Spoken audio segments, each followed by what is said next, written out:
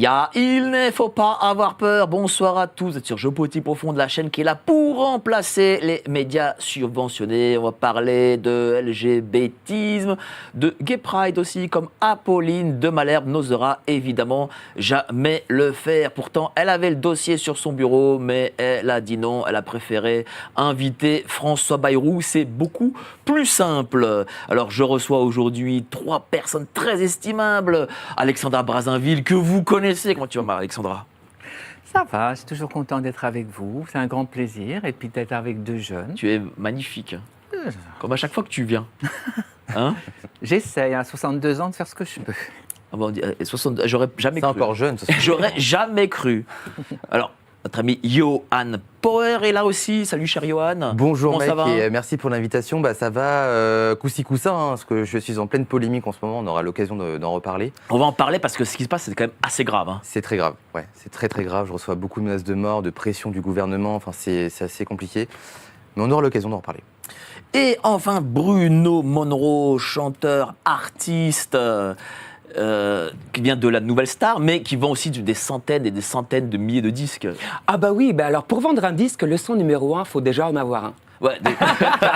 J'en ai jamais eu. Ah bon ? Non. C'est quoi ? Maintenant, c'est les 10 heures et tout, c'est ça ? Hein ? Oui, mais moi, je ne suis pas le genre d'artiste qu'on stream. Moi, je suis un artiste qui a dédié l'intégralité de sa scène au spectacle vivant. Je suis un artiste live. Un artiste de scène. Exactement, qui remplit les salles parisiennes, les petites salles parisiennes depuis plus de 20 ans.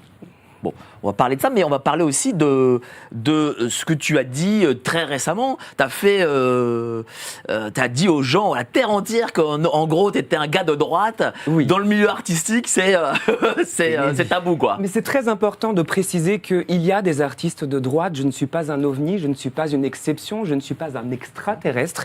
Il y a des artistes de droite et je trouve que c'est important de le préciser. Il n'y a pas de honte à voter à droite, ça ne fait pas de vous quelqu'un de mauvais. C'est vrai.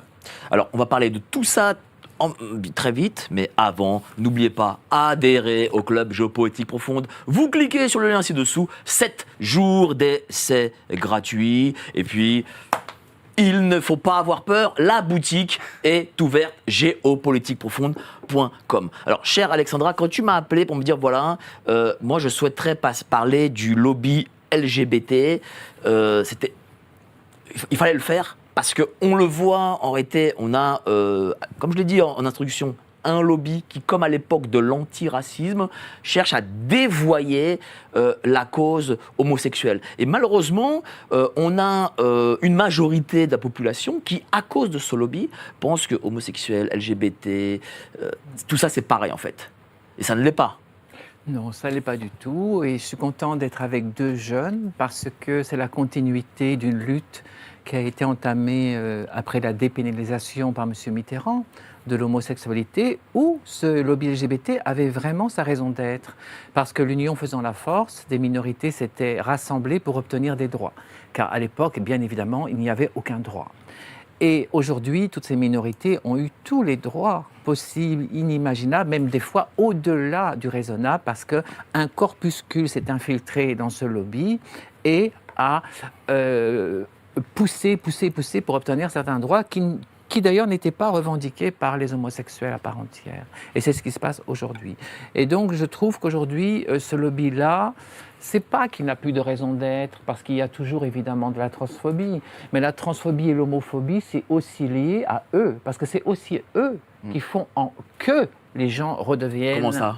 Eh bien, par leurs attitudes, par leur façon d'être, par leur prise de position, par leur façon de se comporter en société, ça crée, je dirais, des clashs et ça crée aussi du rejet.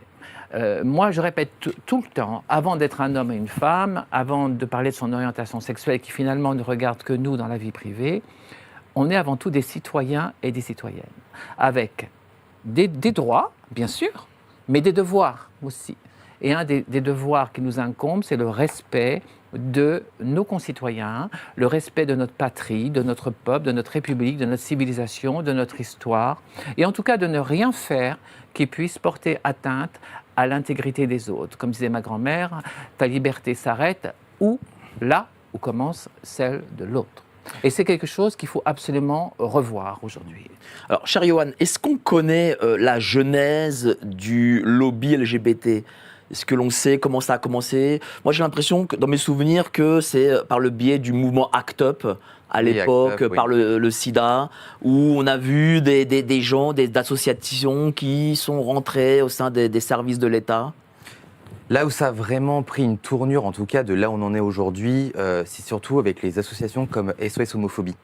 Parce qu'on n'en parle jamais, c'est vrai que SOS Homophobie, on dit voilà, elle protège toutes les personnes homosexuelles. En fait, ils font du tri dans les agressions homophobes. Comment ça ?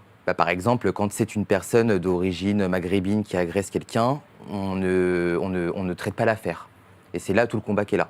Et ensuite, il y a les autres associations comme Inter-LGBT, même ACT UP, parce que ACT UP, j'en ai un d'ailleurs qui porte plainte contre moi par rapport à mes propos parce que je serais soi-disant homophobe. Enfin bref, c'est complètement lunaire.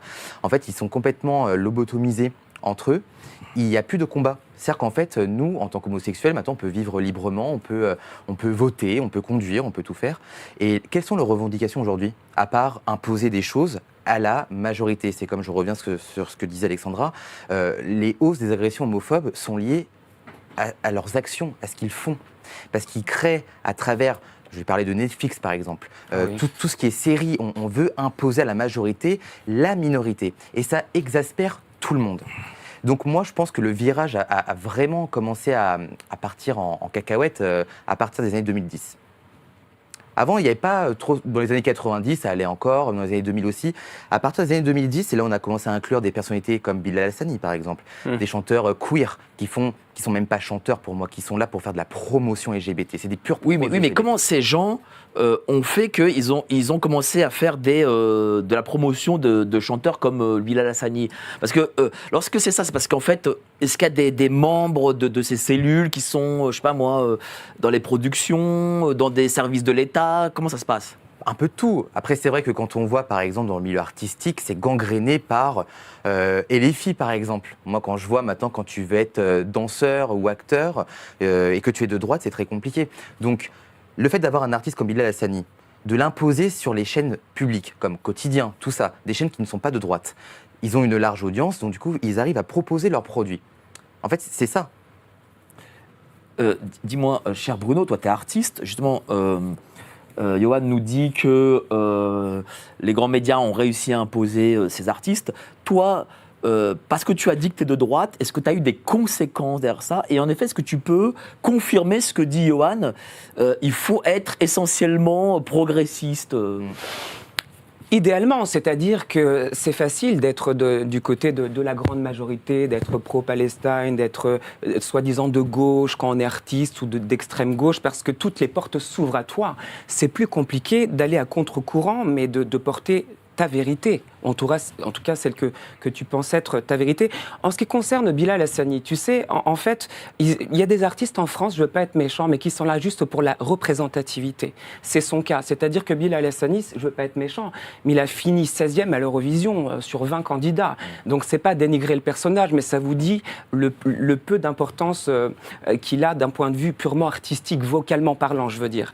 Alors lui, c'est un pur produit de gauche ou d'extrême gauche. Il est là uniquement pour représenter la cause LGBT. Il est que sur des programmes LGBT, que sur France Télévisions qui finance Bilal Hassani, Drag Race France, etc. Donc la propagande LGBT, lui, il n'est pas là pour son talent. Il n'est pas là pour son parcours, parce que 20 ans avant Bilal Hassani, il y avait moi, il y avait Vincent Macdoum, il y avait certainement toi, et il y avait d'autres personnes qui ont souffert et qui ont ouvert les portes à ces gens-là.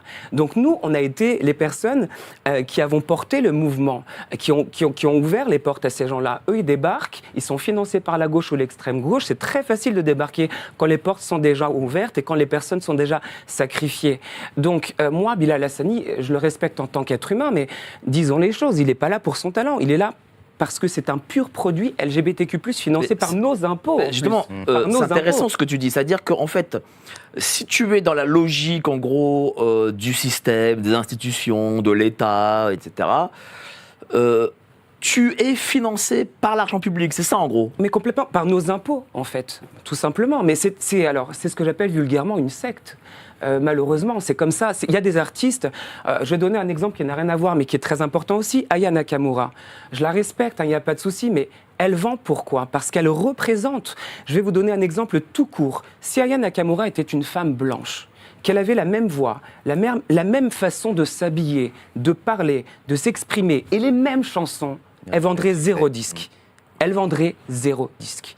Aya Nakamura et Bilal Hassani sont 2 produits de pure consommation. C'est des produits financés par la gauche, l'extrême gauche, cette propagande, cette secte, nos impôts, France Télévisions, et j'en passe. C'est-à-dire quoi? C'est-à-dire qu'il y a un cahier des charges? Complètement. Mais complètement. Ça, tu l'as vu, toi? Alors, vous avez commencé l'interview avec Vas-y. cette blague de « j'ai vendu des millions de disques ». Alors, pour celles et ceux qui ne savent pas, je n'ai jamais eu de disque de ma vie. J'ai eu des singles, j'ai eu des numéros 1, des numéros 2, mais jamais de disque. J'ai pas eu la chance. Parce que je suis un vieux. Oui, mais- Je dis disque. Oui, au lieu mais de dire on se comprend. single. Hein. Mais je ne suis pas un artiste qu'on stream, donc moi, j'ai rien à vendre à part des places de concert et des J'ai spectacles vu une tous les soirs. compilation de Ben toi. oui, oui. Bon, il faut des compilations des singles que j'ai eus, mais jamais de disque en Avec tout cas. All By Myself, Oui. qui est une des chansons les plus dures à chanter au monde. Complètement. Et j'ai mais- été subjugué d'ailleurs. Mais c'est parce que moi, j'ai décidé de dédier ma vie au live. C'est encore un autre sujet. Et du coup, je me suis perdu dans la question, pardon.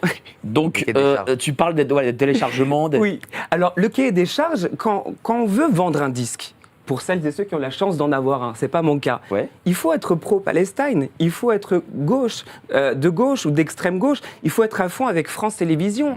Parce que si tu ne remplis pas ce cahier des charges-là, mon coco, tu as tous les malheurs du monde. Et là, tu t'appelles Bruno Monroe. En fait, tu es un battant, tu es un résistant, tu es un guerrier. Parce qu'aujourd'hui, nous, là, on est soi-disant à contresens, on n'est pas compris.